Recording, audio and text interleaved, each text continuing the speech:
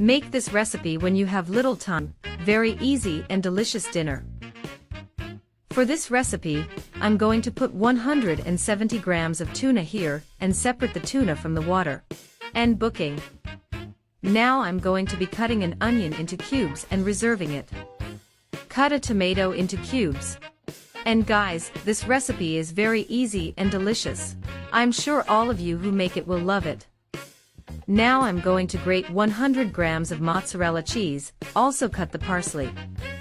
And book. In a container add 2 eggs.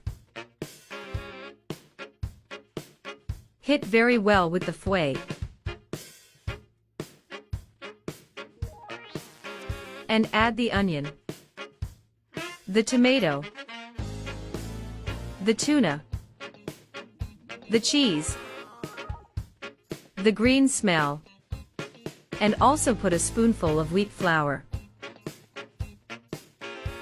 Now it's just hitting really well. And you can see it there that it's super easy. I'm going to season with a little spoon of salt, a spoonful of black pepper, a spoonful of granulated garlic, a spoonful of sweet paprika.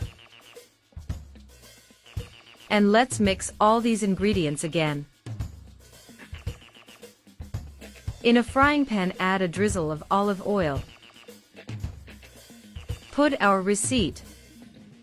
And with the help of a spatula spread it very well. Now just cover and let it cook on low heat for about 10 minutes. Okay, you've already cooked one side, now I'm going to turn it, which is to cook the other side too. Adjust, cover and cook for another 5 minutes.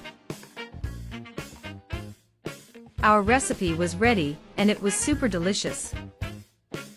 I'm sure all of you who make it will love it.